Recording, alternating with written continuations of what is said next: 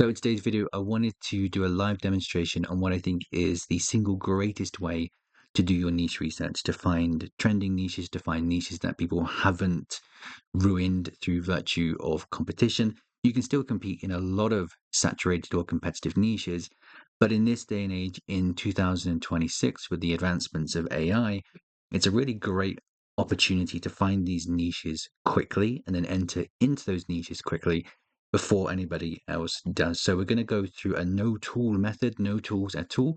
And this method works like clockwork, and it's going to work for pretty much any type of niche that you're interested in getting into, whether it's high content, medium content, or low content. So let's get straight into this. And the first thing that we're going to do is come over to the Amazon.com bestseller list. So I like to go onto Google and just type Amazon bestsellersbooks.com.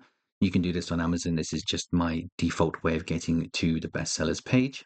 So this is going to present you with all the different book categories that you can do your niche research on. So this might seem like a genuinely super simple and obvious way of doing niche research, but like I said, it works like clockwork. And every single time that I do this, I find genuine new niches that I can target. So I think one of the big problems that we have when it comes to niches is that we're constantly being presented niches like this, something like a cute cat coloring book, bold and easy.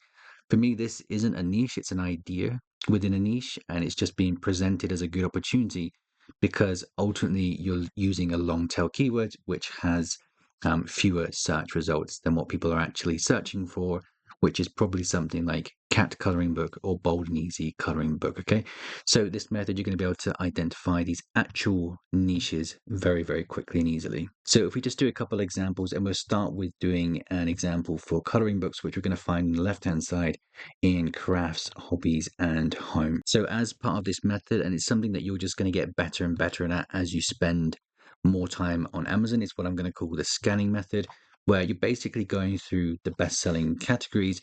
You're doing a certain type of scan. You're going to meet a certain criteria in this case, and then you're going to identify the niches from your scanning. Okay, so one of the first things that I do is to completely, especially for coloring books, is to completely disregard anything that's been published by Coco Wyo, Jade Summer, Hikaru Kots, any Vivi Tinter, the bigger publishers in whatever niche that I'm trying to get into. I'm going to ignore them because they've got a lot of following, a lot of advertising spend, and these opportunities just aren't anywhere near as good as they're made out to be because they're super generic. They're dominated by very high quality books. And of course, since everyone showcases these books all the time, they're going to be super competitive as well. So as part of our criteria, we're going to reduce those type of books from the equation completely.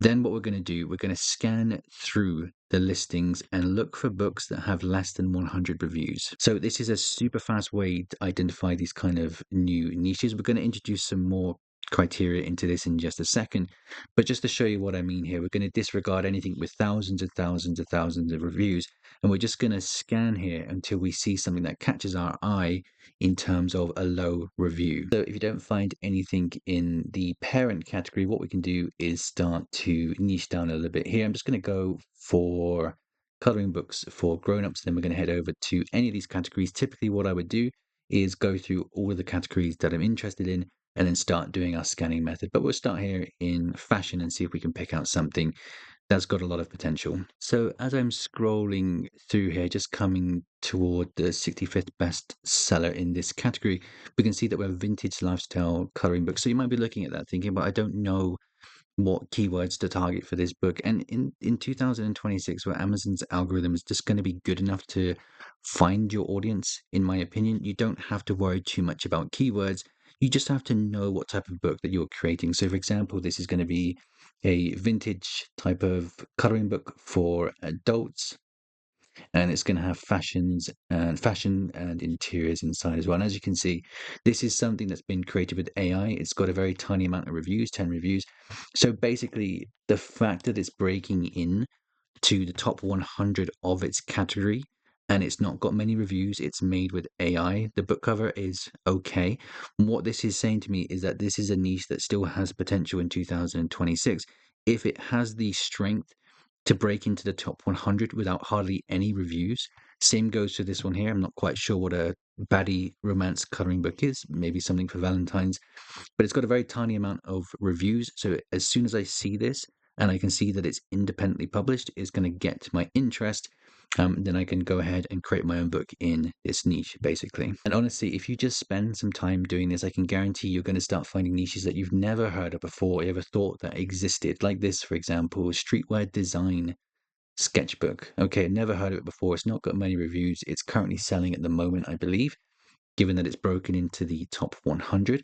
So if we were into the sketchbooks things, we could go ahead, we could create content for this. Now, of course, if you're going to enter into a new niche, no matter what it is, no matter what method you're going for, you should always try and create something better or different. So whether that's just going to be different and better through virtue of the book cover.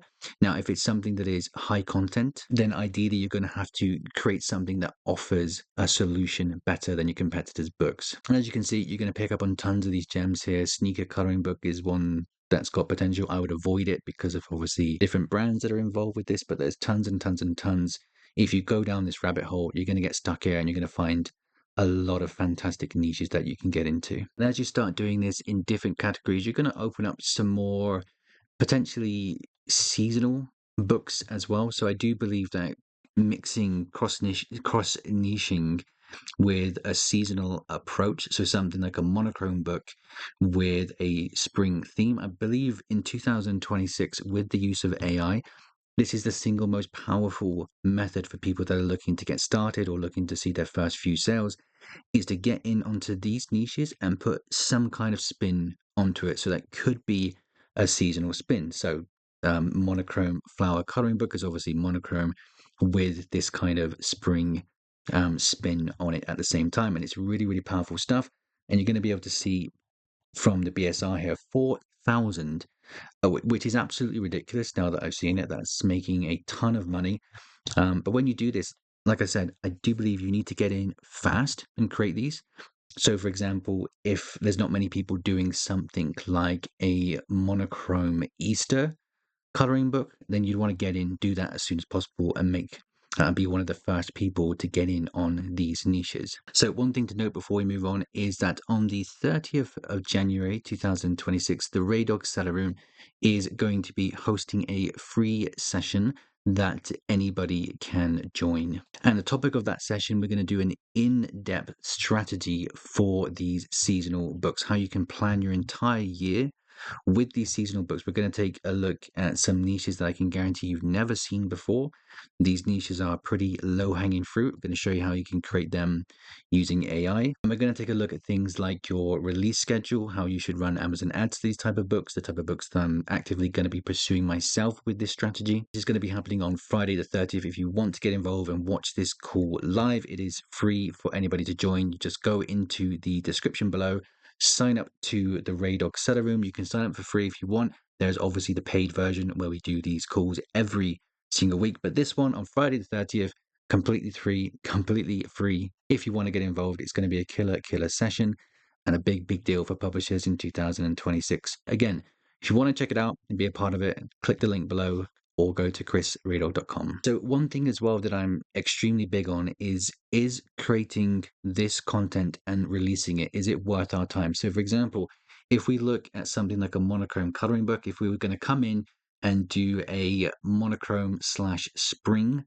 coloring book, we need to look at the BSRs for the other books, the historic BSRs, ideally for the current books that are being offered here, and see if it's worth our time. So we can look at a static BSR on any given day, and it could be quite good, it could be quite bad. But ideally, we want to see how much potential the book has throughout the course of a year before we get involved with it. So, for example, if we're creating something like a motivational swear word coloring book, what I recommend that people do is just check, unless you're doing a seasonal book, is to just check that this book has, or the niche that you're entering into, has got this evergreen potential. Okay, so for example, what we can do is use the Helium 10 BSR extension here.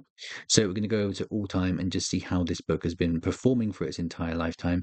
And as you can see, it had a rocky start for a very long time, at least a year, but ultimately over time, there's been a ton of buyer interest in this book. And in fact, it's got even stronger as the time has gone on, and it's kept it that strength as the price point has changed, obviously, last year.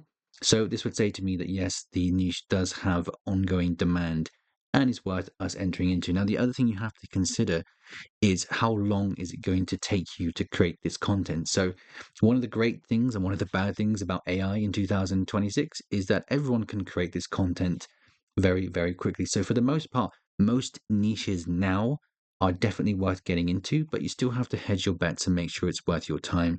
Because if this was going to take you 3 months, 4 months, or 5 months to create, you probably wouldn't do it.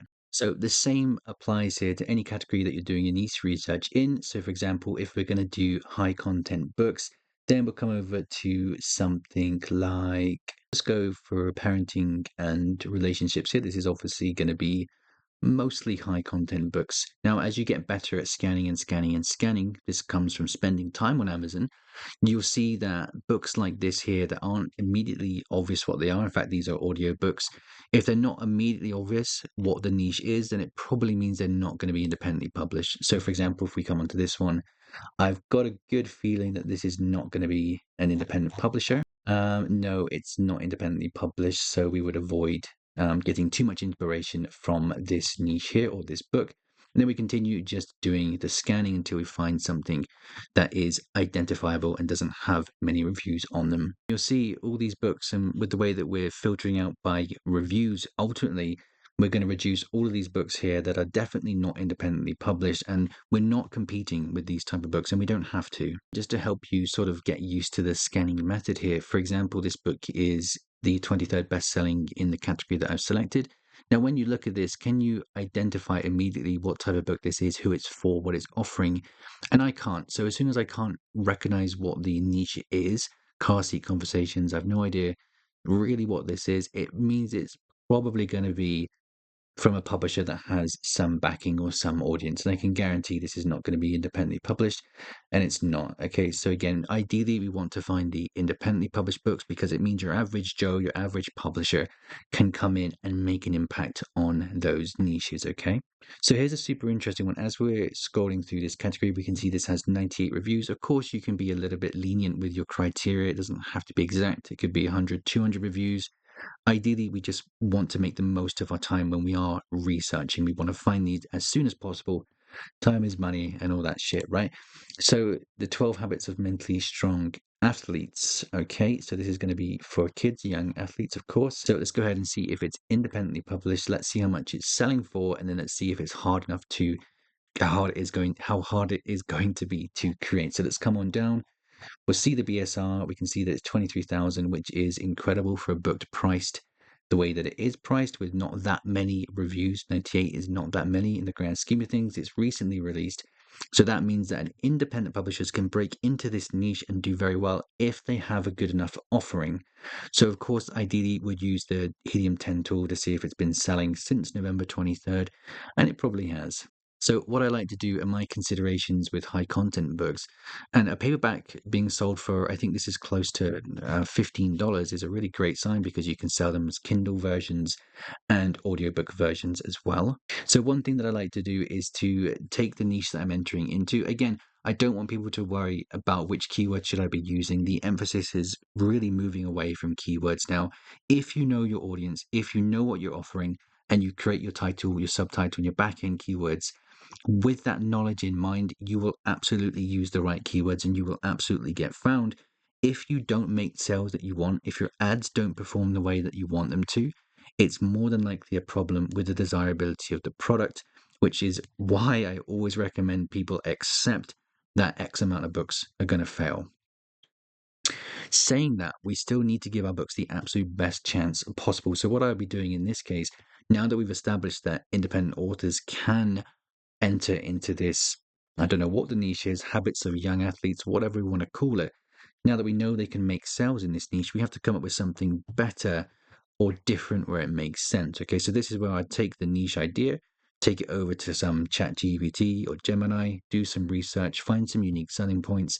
Can we make a better book cover than this one here? I reckon we can make something a little bit more appealing. And then we create it and then we offer it into the marketplace. So with such a low BSR on this book here, if it took me a month to create this book, which I suspect it might, considering that it is a high content book, Would I say that that is going to be worth the time investment considering the current BSRs? And the answer would be yes, because it is making a shit ton of money, basically. So this method is fantastic for finding niches that still have a ton of juice in them for new publishers, and also finding those trending niches that come in, do really well, and then sort of fade out just a little bit. Like the monochrome stuff, the bold and easy stuff, it's still very strong, to be fair, actually. But that's just an example of how you can get in before anyone else does. So just an example to show you how powerful this can be, getting in early to these trending niches and using this research method. Just as an example, we created 7 bold and easy books when that was sort of at its peak, and we found these books much sooner than when they were released on like YouTube videos, and other people were really getting into like Coco Wire, and the bigger publishers were really trying to get into this niche quite hard.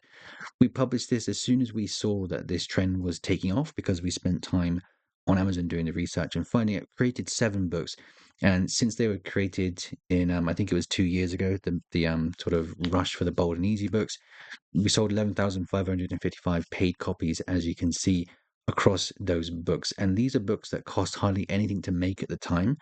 Very cheap production cost. Production time was not as good as it is now, but it was still relatively quick. And ultimately, the payoff has been incredible, because we sold a lot of copies, nearly 12,000. And also, we have QR codes in all of those books as well, which is adding new customers to our list every single week. So it is very powerful stuff here that you can use this research method for. And now that we pair this with AI in 2026, it becomes even more powerful. Of course, the downside is that everyone now has access to this, but it's not something that you should ever let put you off publishing and using these methods. So that's just a way that you can perform your niche research to get ahead of the competitors. If you are super serious about taking all of this to the next level, or you just want to get involved on the Friday live call, check out chrisraydog.com. If you're interested in signing up, we offer weekly group calls, we offer course content, and we have an incredible Discord community where you can get feedback from me, other successful sellers, and discuss everything publishing related to keep you going and give you the best chance possible of making this work for you.